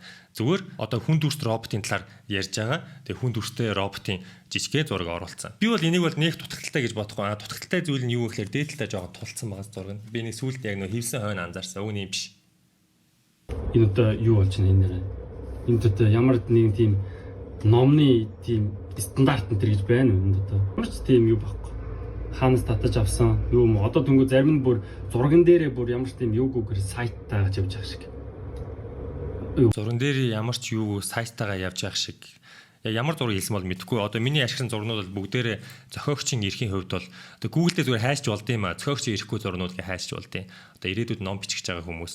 Яг тийм хүмүүс зүгээр интернетээс зураг аваад ном дээр бичиж боолоо ш ойлгосноо. Ийм хүмүүсийн үгийг битгий таа. Ном бичмээр байл бич. Хамаагүй. ChatGPT ашигламаар байл ашигла. Гол нь өөрийнхөө үндсэн санааг тэндээ оруул. Тэгээ интернетээс зураг аваад ном дээрээ нааж болно. Тэр бол асуудалгүй ш. Ийм хүмүүсийн юг битгий тоогоорой заяа. Гол нь тэр зурагчийн өөрөө зохиогч ирэхгүй зураг байх ёстой. Энэ зургийн жижиг том форматын юм юу ч вэ? Тэг ингэж ярьж байгаа. Энэ хоёр зураг байгааз миний одоо энэ нөгөө роботын юун дээр Францд очоод амхандаа өөрийнхөө туршлагаас ярьж байгаа. Би ингээ Францд очоод ингээ роботын юун дээр очисон зургаа ингээд хийсэн чинь энэ хоёр зураг асуудалтай байна гинэ. Яагаад асуудалтай гэсэн чинь том жижиг байна гинэ. За өвшөө энэтэнд байна. Энэ зургийг хараа. Энэ бол бас ChatGPT-ээс генерейт хийсэн зураг байна. Яна ChatGPT-ээс зураг хийсэн зураг минь олчлоо шүү дээ. Баригдсан. Яна намаа барьчлаа. ChatGPT-ээс нууцаар зураг хийсэн чи барьч. ChatGPT-ээс зураг авч болохгүй гинэ. За хэдүүлээ харцгаая. За би ном бичгтээ ChatGPT-ээс зураг ашиглаж болохгүй гэсэн. Тийм ээ. Ном бичгтээ ChatGPT-ийн DALL-E гэх мэт AI дүрс үүсгэгчдээр суурилсан зургуудыг ашиглаж болно. Тэгэхээр сая одоо ингээд ChatGPT-ээс зураг ашиглаж болохгүй гэсэн дүгнэлтийг нь бол ингээд баримтаар үүсгэж байна. Ямар зураг генерейт хийдэг одоо хүн болго мэддэг болсон шүү дээ. Тэнгүүтээ энэ дээрээ талцаа. Энэ одоо редактор гэдэг хүн байгаа шүү дээ. Редиректор ч юм уу одоо редактор гэдэг чинь эднэрийг ингээд уншаад энэ болж энэ болохгүй ингээд шүүдэг нэг дэ чимгээ гэдэг нэг нөхөр байгаа байхгүй бас. Энэ бүр редактор юутэй хэйтэнд бүр амар дэ чимгээ нь болохоор энэ миний ингээд болцсон байна гэж үзсэн юм уу? Эсвэл энэ дэ чимгээ гэдэг нэг нэр санаачлаад санаанаасаа гаргаж ирээд хевлээд зарцсан юм уу та иймэрхүү. За энэ бас маш том гүтгэлэг явж байна. Намайг дэ чимгээ гэдэг хүний зүгээр зохиомол нэр ашиглаад номоо редакторлуулад тэгээ шууд номоо гаргацаа гэж байна. Энэ тэр хүн бол зохиомл хүн биш ээ. Ер нь бол гайгүй сайн редактор шүү. Ер нь бол яг миний хувьд бол манай ном дээр ажилласан редактор бол маш сайн ажилласан. Тэгэнгүүтээ одоо энэ хараа бас copyright 2025 гэдэг гэсэн. Бүх эрх хуулиар хамгаалагдсан болно. Яг үндэ энэ зүгээр л ChatGPT-гийн хэвлсэн хөлбөр байгаа. ChatGPT-гийн хэвлсэн хөлбөр. Яг үндэ зүгээр үнэгүй ингээд авч болно шүү дээ. Тэгээд иймэрхүү санаанаас надад болохоор яг ингээд ChatGPT байна гэдгийг ингээд би бол бүр мэдрээд байгаа байхгүй энийг харж байгаа. Сая бол бас маш том statement. Энэ бол тэр чигтээ ChatGPT гэдгийг би мэдрээд байгаа байхгүй гэж байгаа байхгүй. Багш хүний номыг шүүмж бичихтэй мэдрэмжээрээ бичиж болд юм уу? Ямар мэдрэмж төрөх чи ямар ч хамаагүй штэ. Наад агуулга уншаад задлан шинжилгээ хийлтэй. Яагаад зүгээр мэдрээд байгаа юм бэ? Тэгэхээр цэвэр яг үзэн ядал гэдэг нь бол ойлгомжтой байгааг та бүхэн харж байна. Ойлгомжтой. Тэнгүүтээ бас энэтэй энэ хойно нэг араа. За ингэ төгсгөлөө үг гэж байгаа юм. Зээ ингээд ямар ч байсан та нартаа хүрэхийг зорьсон санаануудаа бичиж дууслаа гэж байна да. Copy paste хийж дуусчаад бичиж дууслаа гэж бичээс. Бас нэг үтгэлэг. За энийг бол нэг ярих хот илүүц. Тэгээ энэ зэмэ гэдэг чинь бол нэг шүмжлээд байхаар хэлдэг биш ээ. Миний бичлэг дуустаа би хэлдэж штэ. За ингээд зэ манайхаа хэлээ. Зэ манайх ингээд хай орж ирдэг. Миний ер нь хэллэг. Миний жоохон стил гэх юм уу та. Тэгээд энэ номыг уншсан хүмүүс бол яг надтай ярьж байгаа юм шиг байхад. Яг редактораас өмнөх хөлбөр нь бол бүр нилээн чөлөөтэй байсан ер нь бол. Би ер нь номны хэм маягийг бас ингэж эвдээд чөлөөтэй гоё юм яг нэг надтай ярьж байгаа юм шиг үзэгчтэй тийм нэг хэм маяг оруулах гэж хичээсэн. Тэгээд яг уу ажилласан редактор ажилладаггүй бас хамаагүй ингэж болохгүй. Юм гэдэг бас жоохон юм юутай байх хэрэгтэй гээд жоохон юм нэг стандарт юу руу жоохон ингэж оруулах. Тэгэхээр яг өмнөх нь яг миний хөлбөр бол бас ер нь бол бүр илүү entertainment base юм. Уг нь бол бичсэн гэдэг байгаа байхгүй бас. За тэнгуүтээ бүх юм төгсгөл байх албагүй магадгүй энэ ном удахгүй дахин шинжлэгдэн цаашдаач шинэ мэдээллээр баяжиж гардаг уламжлалтай болох юм билүү гэнэ. Тэр бол нэг хийнэгэд авах зүйл биш гэж бодож байна. Яг энэ дээр тулгуурлаад хэлэхэд бол харин ч бараг дахиад ном бичээд байвал гоё юм шүү гэж бодсон. Тэгээд яг агуулга дээр шүүмжлүүл бас нэг өөр хэрэг л дээ. Үнэхээр би өөрөө миа гэдгийг хүлэмжшөөрэй гэдэг ч юм уу те. Тийм хүү юм ярина. Эсвэл сайжрээ, эсвэл ашгүй шинэ юм сурж авлаа гэдэг тийм шүү дээ. Зүгээр наваа мэдгүй номоо уншаагүй, гарчгийн гүйцэд уншаагүй юм байж ингэж ярих чинь бас маш том дутагдал. Арай болохгүй хаа түшгээ арай болохгүй хаа. Ингэж copy paste хийж болохгүй хаа. Энэ тэгээд бас Монголын нэг юу байна л да. Энэ гадаадын XD сургуулиуд бүгдээрээ plagiarism checking гэдэг бас юм заавал нэг шаардлага хангах хэрэгтэй. Тэр нь болохоор интернет дээр тэр гадаад үг ашиглалтанд битгий ягараа за нэг сүртэй ягараа plagiarism гэхлээр зүгээр л ерөөхдөө оюутан байхад ингээд ямар нэгэн судалгааны ажил бие даалт юу гэдэг тийм юм хийж яхад plagiarism гэдэг юмар шалгаж за энэ оюутан яг өөрөөрөө бичиж үү гэдгийг шалгадаг байхгүй юу. Тэгээ миний номыг гол нь ингээд оюутны одоо судалгааны ажилтаа тэгж байх нь бол төрлийн хувьд бол шал өөр учраас бол тэгж ярих нь бас л тутагтай гэж бодож байна. Scientific paper-үүд дээр тэд нар дээр яг энэ өөрийн чинь бичсэн юм хэр таарж ийн өөрийн чинь яг бичсэн юм байна уу эсвэл зүгээр тэднээс copy paste хийсэн байна уу гэдгийг шалгадаг тийм платформтой бүгдээрээ энэ сургуулиуд энэ relationship гэдэг юм лээ. Тэгэхээр бүх тэр дипломын ажлуудыг бүгдийг нь ингэж заавал цаанаас нь шалгуулдаг. Яагаад дипломын ажилтаа зүүрлээд байгаа би ерөөс одоо хүртэл ойлгохгүй байна. Ингэж заавал зөржиж явах хэрэгтэй. Цаашаага хэвлэлтэнд гарч оюуны өмч гэж баталгаажих хэрэгтэй. Тэгэхээр энд бол ерөөсөө тийм оюуны өмчний шинж тэмдэгтэй юм гэж хаалгаа. За тэгээд бас сонин хэсгүүд байгаа. Энд чи өөрөө одоо энэ миний нөө ярьсан энэ бүр watermark-тайгаа. Энд жинхэнэ хөгжилтэй. Энэ ихтэй ер нь л хөгжилтэй шүү. За яг жинхнээсээ. За ингээд энэ зураг ингээд watermark-тай ингээд оюуны ингээд юутай зураг байна гэж байгаа байхгүй одоо энэ зураг. Хараа юу гэж энэ зургийг хараа. Watermark байна уу? Харагдаж байна. Omni One гэд энэ брендийнх нь лого байхгүй юу? Энэ хэсэгт юуны талаар яаж байна вэ? Виртуал ертөнцид хүссэн чиглэл рүү одоо ингэж 360 хөдлөх ёстой гүйлтийн зам ярьж байгаа байхгүй гүйлтийн тавцсан зам байдаг штэ ингэ зүүдэг. Тэрний талаар яриад хараа. Virtuix Omni One виртуалд хүссэн чиглэл рүүгээ гүйцгээ гэд Omni One-ийнх нь ингэ зургийг оруулж байгаа байхгүй юу. Тэгсэн чинь манд хүн юу гэж ойлгосон бэ? Тэгэхээр энийг нөгөө оюуны өмчийн watermark нь байна. Зөв шууд watermarkтай зураг аваад яцсан гэж байгаа байхгүй юу. Манай Omni One-аач уншаагүй байхгүй юу. Дахиад нэг дүгнэлт guys. Та нар ч гэсэн хэрэг болох байх. Хэрвээ номны шүүнд бичих гэж байгаа бол ямар нэгэн шүүмжлэх гэж байгаа бол эхлээд номоо унших ёстой шүү. За. Уншаагүй гэдэг нь ерөөдөө энэ 22 минутын турш батлагдчих штэ сая баримтаар тий. За цааш явцгаая. Зураг мөрөж явж байгаа. За тэгээ өөрөө энэ сонин юм бас ярьсан байгаа. Энэ дээр бүр жишээлбэл одоо цөмийн энерги нөгөө fusion энэ юу байдаг штэ. Цөмийн хуваагдал, цөмийн нэгдэл энэ төргээд тэр мөрний талаар хүртэл бичсэн. Одоо яах ч юм бол Тэр үедээ Яг энэ дээр ингээд харахаар бас л нөгөө гашчгаа үзээгүй. Ирээдүйн талаар ярина гэсэн. Ирээдүйд цөмийн энерги гэдэг чинь угаасаа л маш том салбар шүү дээ. Улам том салбар болно. Улс орнууд яаж цөмийн энерги гаргаж байгаа вэ? Яаж цөмийн энерги рүү орж байгаа вэ? Мэдээж сөрөг тал байгаа ч гэсэн ирээдүйд цөмийн энерги тэр нэгдэх хуваагдах технологи ер нь цаашаа нэлээд явагдана. Ягаад тэр талаар бицнийг гайхаад байгаа би өөрөө гайхаж байна. Яг л тэр бол ирээдүйн маш том салбар тийм үү? Яг би өөрөө цөмийн инженер биш тийм үү? Гэхдээ миний одоо философи болгүй. Чи заавал цөмийн энергийг ойлгохын тулд заавал цөмийн инженер байх албагүй. Чи зүгээр ойлгоход л хангалттай юм аа. Үндсэн үйл ажиллагааг л ойлгох хэрэгтэй. Тэгэхээр тэр нэр томьёог нь цээжлэх ямар шаардлага байхгүй. Цөмийн энерги гэхэлэр нэг иймэрхүү ус төрөгчөөс ингэж юу гараад эндээс нэм дулаан ялгараад тэр дулааны цахилгаан ашиглалт юм байна. Тэр ерөнхийн нэг юм л ойлгоцсон байх хэрэгтэй байхгүй. Тэгэд яагаад намайг энэ талаар бичнийг гайхаад байна вэ гэхээр манай хүн бас л гэрчгээ уншаав. Ихийн тамаа байна. Тэнгүүтээ энэ дээр баг хинт хамаа байна гинэ. Технологи заадаг хөдөлмөрийн багш цөмийн энерги хинт хамаатай байна гэж хэлж гин гэд боддоо та нар. Би одоо камер хинт хамаатай байна гэж байгаа юм шиг сонсож байгаа. Ер нь камер яа хинт хамаатай байна. Аимшигтай. Ер нь бол аимшигтай. Нэг компьютерийн үзүүлэлт энэ төр бичсэн юм да. Тэдийн RAM тэдийн юм уу гэх. Тэнгүүтээ бас энэтэй бас уншаагүй. RAM би ерөөсө бичээгүй. Энд байгаа маань 1 GB нэг Z-та 1 ZB нь 1000 байт майт гэдэг. Өөрөө мэдгүй. Аль би тайлбарлая. Би өөрөө тайлбарлая. Интернет гэдэг нэг хэсэг байгаа. За хүн ойлгосон юм аа нэг ярих нэг өөр. Хүн ерөөс уншаагүй юм аа ярих бас нэг өөр байгаа байхгүй юу? За интернет гэдэг бүлэг дотор 70-аас ч том мэдээллийн 90 үе гэх хэсэг байгаа байхгүй юу? Сая ярьж байгаад ийм гигабайт, терабайт гэх. За би ингээд 1 терабайт хэд вэ? Нэг дээдл 1 петабайт хэд вэ? 1 эксабайт хэд вэ? 1 зетабайт гэд бүр асар том энэ багтаамжуудын талаар ярьсан байхгүй юу? Интернет өөрөө яг хэдэн одоо гигабайтын багтаамжтай юм бэ гэдэг тоог ингээд гаргасан. Энэ тоог гаргах нь ямар учиртай вэ гэхээр энэ deep web, dark web-үүдтэй ингэж холбож ингэж ойлгох юм бол ямар сонирхолтой тоо баримт гарах юм бол би ингээд ярьж байгаа байхгүй юу. Энэ бүхэн миний сувг дээр сүүлийн хэдэн жил орсон бүүмэд мэдхгүй. Яг л сувг дээр л ярьдаг юм аа ингээд амар сонирхолтой болгоод хийж гин. Тэгээ ингээд ердөө энэ хэсгийг харсан юм шиг байна. 1 терабайт нь одоо 1000 гигабайттай тэнцүү, 1 петабайт нь 1000 терабайттай тэнцүү, 1 эксабайт нь 1000 петабайттай тэнцүү гэдэг ингээд ойлголт өгж байгаа байхгүй юу? Хүмүүс бол мэдгүй шүү дээ. Хүмүүс бол терабайтаас дээш мэдгүй шүү дээ. Тийм үстэй. Тэгээ трийг ингээд хараад шоолоод ингэж битсэн байна гэдэг ч байгаа байхгүй юу?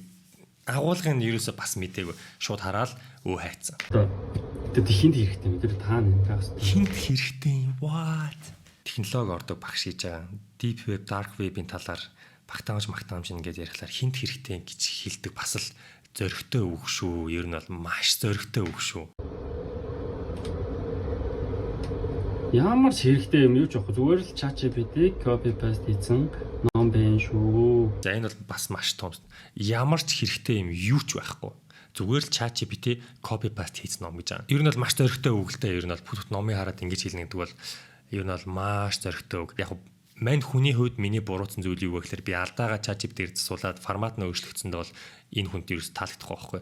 Зүгээр формат нь л өөрчлөгчөөр шууд тэр штэ ChatGPT copy paste гэж ойлгож байгаа байхгүй юу. Тэгээ ядаж тэрийг өөрөө уншаагүй. Зүгээр нь хідэн хуудас эргүүлээл худлаа баахан хуудсуудыг нуглаад ингээл хог гээл шийдэх зорилготой байсан. Анханасаа л нэгдүгээрт үзэн ядалт байсан, хоёрдугаар хандлтын төлөө байсан. За энэ хүүхд залуучуудын шүтээд байдаг эрэг хүнийг нь хэрвээ муулчих юм бол хүмүүс над руу анхаарал ирнэ гэдгийг бол мэдчихсэн. Нэг бодлын яг ухаантай залтай ч гэсэн нэг бодлын бас муухай л та. Тэгэл насан туршдаа түшгийн бүхсийг ухсан нөхөрл гэж танигдэн шүү дээ. Хэцүү шүү дээ. Тийм нэр хүнд муухай шүү дээ. Ер нь бол. Тэгэхээр дахиж авах гэж байгаа авахын сан гэж бодож байгаа тэр үздэг хүүхдүүд нь бас энийг авснаас бараг юм аваад идсэн дээрх шүү. Тэгэл ChatGPT-гээс хэрэгтэй юмуд асууж юу гэж асуух вэ гэхээр мэрэгчлээ хэрхэн зөв сонгох вэ гэх юм бол бараг энэ ном шууд ингээл өгчнө гэсэн. Ном бичээд өгөөч.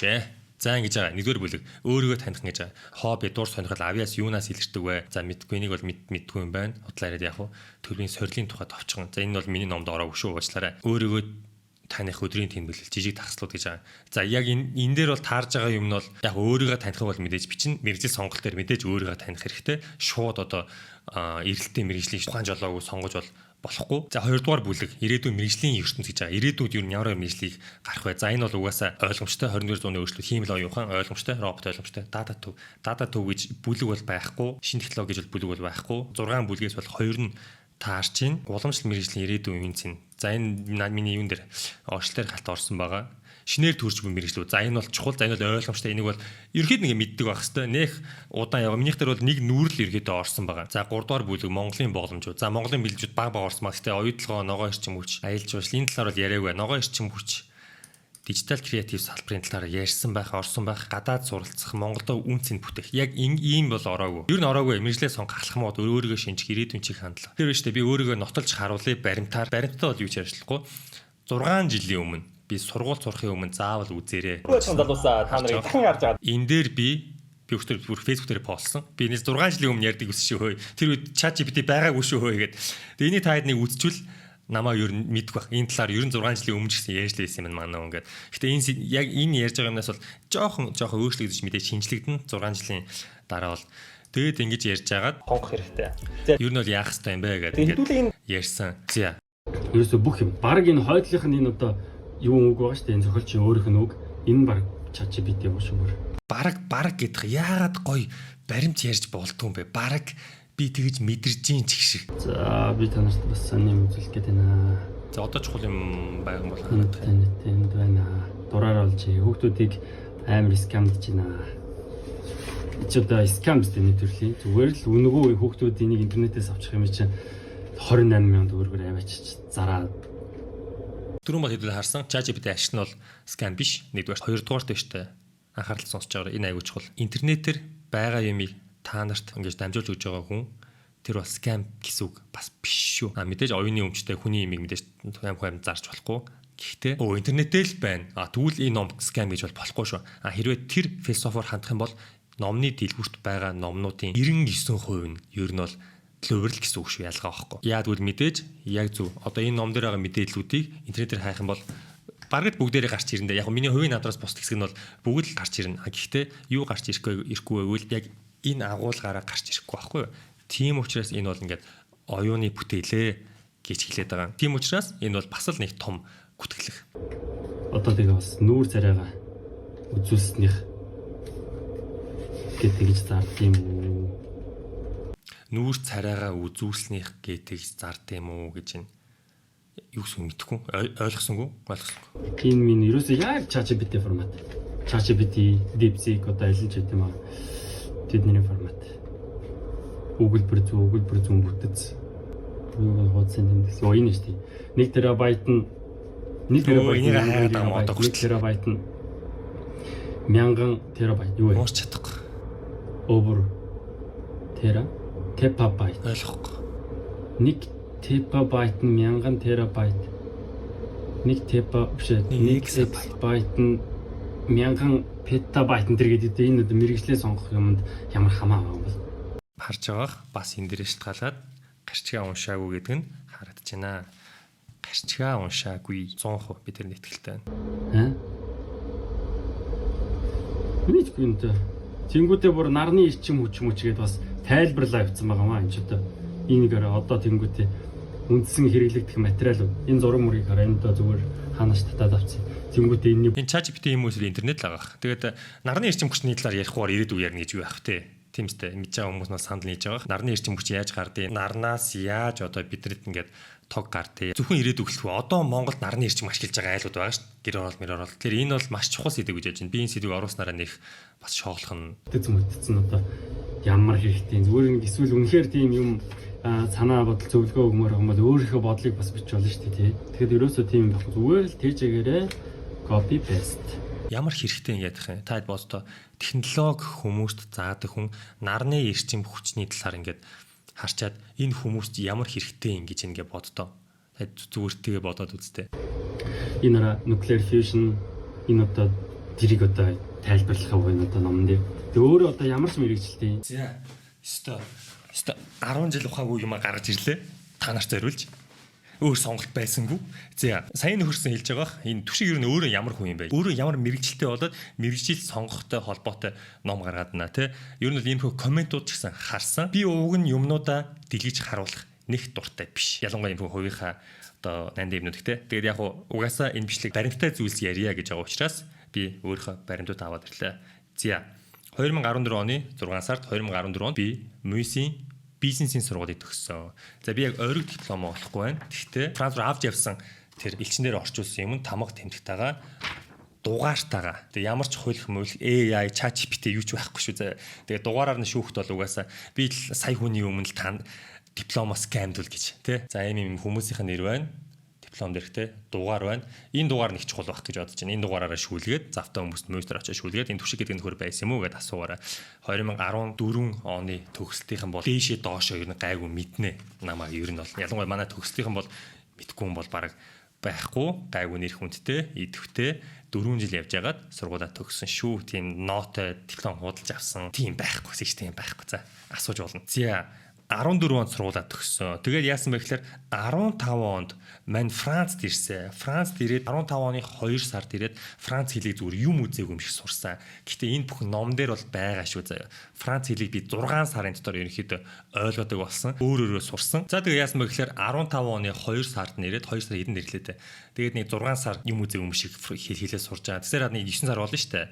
Тэгээд сургуультай очоод бүртгүүлэх гэж очисон. Францын хамгийн гоё сайн сургууль юу вэ? Зүгээр өөртөө ихтэй яваад очисон. Францын Сорбонны их сургууль дээр очисон. Парис Сорбон гэдэг ер нь бол зөвхөн Францтай биш, Европтой нэлээд дээгүүр ордог сургууль. За очисон чинь яасан бэ гэхээр би ингээ хилээ сурцсан. Ингээ танаа сургууль бүртгүүлэн байна. Би ингээ Монголоос ирсээ. Ингээ захаа махаага бичээд чи бас амархан биш ер нь ороход. Би ингээ захаа махаага бичээл хамаг бичгээрэнтэй байраад очисон чи. За ингээ та ингээ гэхдээ гайгүй дайггүй хөөрхөн ярьж байна. Гэхдээ та Франц хэлийг сурсан гэсэн тийм баталгаа хэрэгтэй. Францд ер нь бүх юм ийм баталгаа баримтаар явдаг. Таныг одоо шууд манайх сургуульд авч болохгүй. Энэ бол сургуулийн дотоод журам бла бла бла тий лаглаг юм байна шүү. Тэр нь би шууд бандсандаа ийм хэлний сургуульд заа зөө энэ дээр яг нөгөө идэвхтэй байсан юу нь 2015 оны 2015 онд сургууль их сургуульд орох гээд очсон чинь ингээд бүтлгүүсэж байгаа шүү дээ. 9 сараас нэг хичээлд орох гээд тэгээд шууд бандсандаа ийшээ очсон. ESC гэд хэлний ангид ороод нэг 20 цагийн хичээл аваад B1 гэдэг түвшингээ бол шууд авч ийсэн. Хүмүүс бол хизээч ингээд хүмүүс бүтэн жил сурж иж A1 2-оо тэгээ B A B C гэж явдаг байхгүй 3 түвшин байгаа. Францд их сургуулийн шаардлага нь тухайн үед B1 байсан. Диплом нь энэ байна. Үнэлгээ нь энэ байна. Дүн нь юм байна. Ер нь бол бас онц сурсан. Ийшээ болмоо. Ийшээ бол дайжгүй. Яг амар гавл бол байгаагүй. Гэхдээ ер нь хангалттай. Тэгээд 2016 оны 1 сарын 25-нд авсан ийм дүн байна. За ингээ хилээ сурлаа. За хилээ сураад нөгөө сургууль дээр очисон. Бүртгүүлсэ. Сургуулаа бүртгүүлээд эцэст нь орсон. Тэр нь болохоор 2016 оныхоо хичээлийн шинжилгээс нь шууд дундаас нь чөлөөтэй орсон он гаргаа. За тэгээ сертификат байна. Сургуулийн одоо жилийн бүртгэлийн дараа бол ийм өгдөг. Энд нь дугаар муугаар одоо юу гэдэг тайсан хараар. Энэ дугаарууд их чухал шүү. Тэгээ яг л их сургуулийн юмнууд бүгд нээлттэй байгаа. Хүшиг бат бэлэг, ямар ч AI, засвар, Photoshop юу ч байхгүй. Тэгээ Францд бол нэг гоё юм улсын сургуулиуд баг үнүү шахуу байдаг. Үнүү шахуу гэдэг энэ дэр бичсэн байна. 400 евро төрлөөл тэнд нь одоо даатгал ороод ингээд сурах эрхээ авчдаг. Тийм үү? За энэ дэр ингээ байгаа шүү. Та ингээд скриншотыг хийгээд ингээд харах нь хар. За. Тэгээд ерөөсөө уус муусаалт тэтгэлэг аваагүй. Энэ одоо ямар лаг сургууль сураад төшиг одоо ингээд хинийхээ том гарынхаа юугаар муугаар энэгээд миний ингээд тэтгэлэг авч ийсэн баталгаа байна. Улсаас бол ганц төгрөг аваагүй. Европын хамгийн шилдэг сургуулиуд бол ингэж сурсан удиралдаа 600 евро гэж байдаг байсан. Тухайн үеийн 600 евро ярьдаг шүү. За тэгээд яасан бэ гэхээр 2017-оос 18 он 2 дахь жил бакалавр нь 3 жил байдаг. Тэгээд 2 жил ингэж орсон. Бүх юм нь одоо ингэж байна. Дугаар муугаар, оюутны дугаар муугаар, оюутны картуудаа харин олохгүй лээ. Ямар ч Photoshop юу ч байхгүй шүү. Тэгээд шууд Сорбон дээрээс ороод тэр сайт майт юу гэдэг бүтгэл шууд түшиг гэж хайгаад юу над бүх мэдээлүүд гарч ирнэ. Тэгээд яасан бэ гэхээр байна штэ. Төгсөх 3 дугаар курстээ орох өмнөх 100 миний YouTube сувг маань 17 оны 100 гэсэн үг штэ. Ер нь бол хол явах нь тодорхой болцсон. Тэрийг бол би өөрчлөөд харцсан. Сургууль YouTube хоёроо зэрэг хийх ямар ч боломжгүй болсон. Ер нь бол аль аль нь хоёрын оронд болох гэдэг. Тухайн үед ингээд зэрэг хийх гэж явж байгаад өмнөх та санаж байгаа нэг эвгүй баримтаар би нэг ядаргаанд орсон гэдээ ярьж ирсэн. Тэгээд ерөөхдөө аль нэг замыг сонгохоор шийдсэн. Тэгээд сургуулаасаа ерөөхдөө завсарлага авсан. Гарсан. Өөрөөр хэлбэл жилийн чөлөө авсан. Гэхдээ жил нь 18-аас 19 он энэ нөгөө сертификат нь харж байгаа. Энэ оюутны дугаар муугаартайгаа, бүртгэлийн дугаартайгаа. Гэхдээ би 18-аас 19 оноо одоо 3 дугаар сүүлийн жилээс хайсан. Гэхдээ би нөгөө гарахаас өмнө сертификат авцээ. 3 дугаар жилийнхаа сертификат авцээ. Бас хэрэг болно гэж бодоод иймэрхүү гарууд дараа нь бүх суух юм шүү дээ. Үзүүлэх баримттай авахгүй болдгоо байхгүй. Харж байгаа шүү дээ. Тэгээд ерөнхийдөө би ерөнхийдөө YouTube хий. Энэ дипломыг авсан ч яалаа, аваагүй ч яалаа. Авлаа гэд хүнд үзүүлэх шаардлага гарна. Ингээд нэг үзүүлэх үед л үзүүлнэ. Тэгээд бусад үед бол Би угаасаа л хуваараа юм хийнэ гэж мэдчихсэн. За тэгээд ер нь бол ийм байна. Яг баримттай ярил ийм байна. Түшиг миний би 2014 онд Мюсийн бизнесийн сургуулийг төгсөөд 15 онд Франц руу яваад Францын хамгийн том сургуулиудын нэг болох Парис Сорбонд ороод 2 жил сураад өөрийн хүсэл эрмэлзлээр бол 3 дахь жилээс нь гарсан. Би одоо хүссэн үедээ буцаж очоод энэ бүх баримтуудаа үзүүлээд 3 дахь жилээс нь ороод ганцхан жил сураад Францын хамгийн том сургуулийн дипломд болох боломжтой. Уг нь бол гэхдээ би тэр нь бүтэн жил орно миний хувьд бол бүтэн жил маш их хугацаа ийм их зүйлийг богино хугацаанд амжуулдаг хүний хувьд бол яг нөгөө талаараа Европын сайн сургуулийн диплом хэрэгтэй ч гэсэн нөгөө талаараа би яг тэр дипломыг аваад эхэнд үзүүлэх юм гэдэг нэг асуулт гарч ирж байгаа байхгүй юу? Ер нь хуваараа юм хийх сонирхолтой учраас одоо бас ингээд карьертай чухал үе байгаа учраас ингээд урдах юм да анхаарлаа хандуулаад явж байна. Тийм мэрэгжлээ хэлсэнгүй. Мэрэгжил нь болохоор юу шүү? Langue étrangère appliquée гэдэг. Миний Франц дахь мэрэгжил болохоор хэл худалдааны анги. Langue étrangère appliquée гэхлээрээ ер нь хэл худалдаа хоёр хосолсон ангийг хэлж байгаа шүү. Ер нь бол иймэрхүү. Тэгэд яагаад яг иймэрхүү гаруудаас одоо ийм үзий ядалт шууд цэвэр үзий ядалт ирдэг вэ гэхлээр энэ хүмүүс чи өөрсдөө ингээд зүгээр нэг гадаадын гайвуу сургууль сурна гэдэг нь өөрөө ингээд насан туршийн нэг юм нэг зориг шиг болчдөг байхгүй юу? Зүгээр ингээд ном бичнэ гэдэг нь өөрийнхөө төвд ингээд аюу тийм хэцүү ингээд өөрийгөө ингээд хайрцалцсан референс бичнэ яас хийсэн чи ингээд чат GPT ашиглах ясгүй өөртөө ингээд дотор тамлаал явж идэх хүмүүс байгаа байхгүй. Тэгээд дийлэн хүмүүсийн хувьд Европын том сургуульд сурах дотор нь орж сурах нь байдгүй гаднаас нь харж зураг авахулж явах нь гоё байдаг байхгүй. Ер нь бол номын санд нь шагаах нь өөрөө ингээд нэр хүндтэй зүйл байдаг байхгүй. Тэгээ Монгол ч гэсэн мөс бол нэр хүндтэй дайггүй сургууль. Тэгээ дээрэс нь ингээд сая сабскрайбтай. Ингээд дээрэс нь ингээд булчинтай. Тэгээ дээрэс нь ингээд бүр ингээд ном гаргачихаар энэ хүмүүс чи ингээд бүр татаж унах гэдэг байгаа байхгүй юу? Одоо та хэд учрыг ойлгож байна уу? Тэгэд энэ хүмүүс чи өөрийнхөө нөгөө тийм потенциалын юмаа минийхтэй харьцуулаад байгаа байхгүй юу? Би ингээд ном бичиж амжаагүй байхад гээд өөрсдөр ингээд тулгаад тэгээ тэр нь ингээд итгэхэд хүртэл хэцүү байгаа байхгүй юу? Тэгээд намайг ингээд насан туршдаа нэг YouTube л хийж агаад ингээд нэг олон танигдаад тэгэл чат GPT-гэр ингээд цаанаасаа ийм юм ургуулж бодоод байгаа байхгүй юу? Та хэд одоо ер нь бол ойлгож байна уу? За тэгээ цаашаа явъя. Дуусаагүй. Эсвэл одоо судлаад байгаа юм болов уу? Цөмийн эрчим хүч найз ба ирээдүйн хооронд лаглаг марчигтай. Түрүүн гарчиг шоолоодсан биз дээ. Одоо лагдаг гарчигтай болсон. Тэр номынхоо хавцсан утсан дээр гой зураг тавьсан байна шүү дээ. Амар ухаантай юм шиг тавьсан шүү дээ. Энд тэр одоо бидний хүүхдүүд бидний дүүнэрийг ингэж одоо яаж тархин угааж таа гэж бодож болохоор одоо тэгж болох хүн ч юм уу гэж ч юм уу одоо мэдгүй би бол энэ барахгүй ах өөрийнхөө хийх юм хийгээсэй л гэж бодчих. Тэр одоо бичлэгэн дээр реакшн хийх юм уу яа тэр мэрийг л хийсэн. Энэ хүн бол би бол миний бодлоор тэр одоо цөмийн энерги байна уу, нарны эрчим хүч байна уу, робот байна уу, одоо автоматжуулалт тэр self driving autonomous vehicle энэ төрлийн талаар бол ойлгох түйж байхгүй шүү дээ. Тэгсэн байж ингээд амар мэддэг юм шиг эн чин гоё тэр чин гоё гэдгээс яриад байгаа нь тэнэг хэрэг байна гэж би бол бодож байна. За харж байгаах юу ч ярих уу? Номын зурган дээр айгүй ухаантай гарсан гэж байна. Зүгээр л харцсан байгаа шүү дээ. Ухаантай гарч чадчихв. Ухаантай харагдчихвэл болоо доо. Баярлалаа. Ерөнхийдөө энэ арай хамгийн гол хэсэг зүгээр энийг л юм шүү. This text lens likely age generated about 70-80% гэж байна. 70-80% confidence гэж.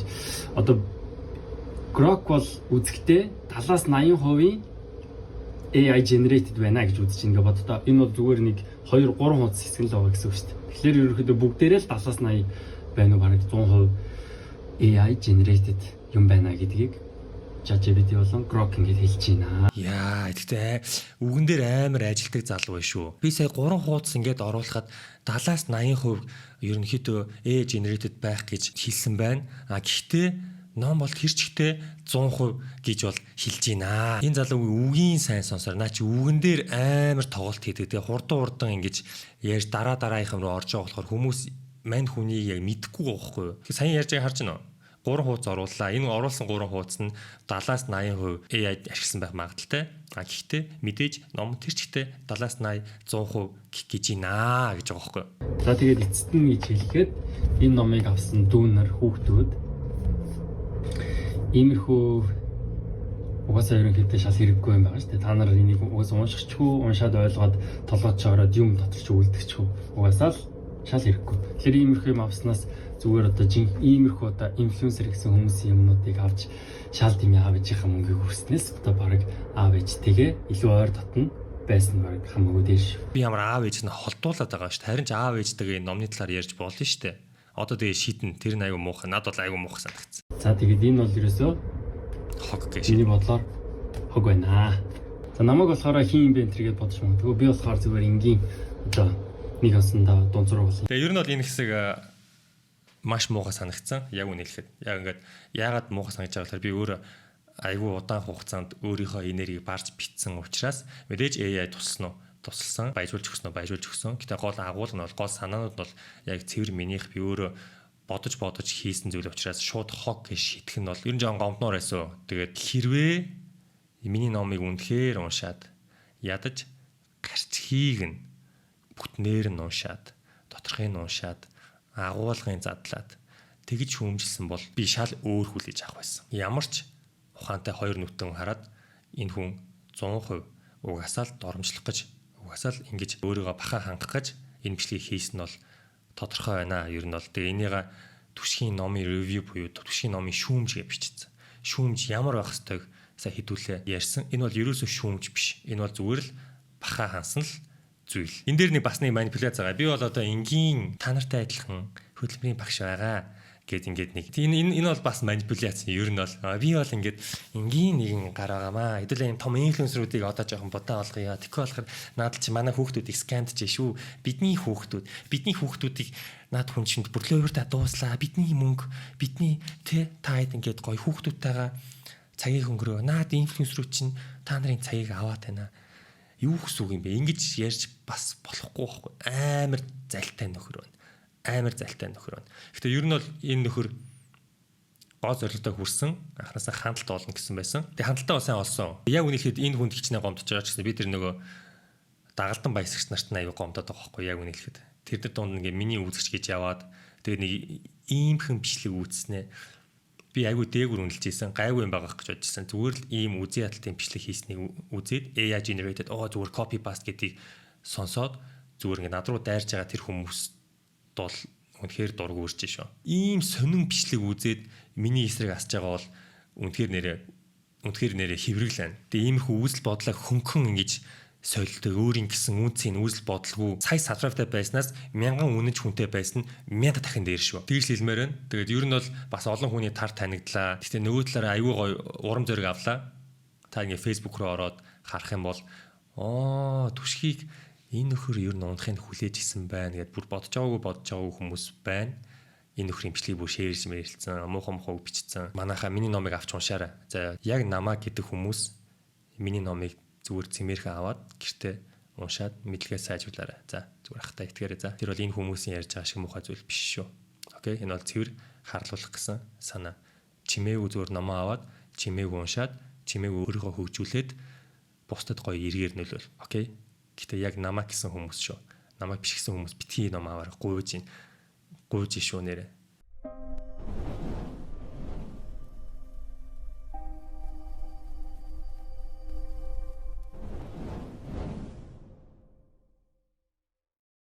За тэгээ ер нь бол юм байна. Тэгээд мань хүний ер нь бол стил нь бол ойлгомжтой. Зорилго нь бол ойлгомжтой хэдүүлээ харлаа. Би бүх ярьсан зүйл дээр нь баримтаа хэллээ. Тэгээд эцэст нь дүгнээд хэлэхэд бол яг зөв би AI ашигласан. AI-аар алдаагаа засуулсан. Тэр нь яг хуу миний алдаа гэж бол би хэлмээргүй байна. Яад үлдгэснээр би маш их цаг хэмнсэн. Тэгээд зарим хэсгүүдээр нь баяжуулсан. Тэгэхээс бол номыг бол би удаан яг өөрийнхөө туршлагаар үндэслээд бусад мэдээлэлүүдэд хуваалцаад имэгтгээд зэгслээд ерөөдөө ингээд ном болгоод үзэн ядагчтай биш. Яг намайг дэмждэг хамтдаа хөгжцгөөе гэсэн хүмүүстэй хуваалцах тийм ном хийсэн шүү. Ер нь бол энэ ном дээр миний амьдралын философи давхар орж байгаа. Ер нь яагаад ингээд референс бичиж 7 хоног 10 хоногийн цагийг алдах ёстой гэж. Миний гол зорилго бол залууст мэдлэг түгээх. Тэгэл болоо. Тэгээд тийм байна. Нилээ урт бичлэг орох бах. Тэгээд та нар лайкаа сайн дараарай. Дараагийн бичлэгээр тэр урууч харваад байгаа нөхдүүдтэй үнэхээр уулзмаар гэн заяа. Яг намайг дэмждэг хүмүүстэй дараагийн бичлэгээр уулзлаа. Түр баяртай guys.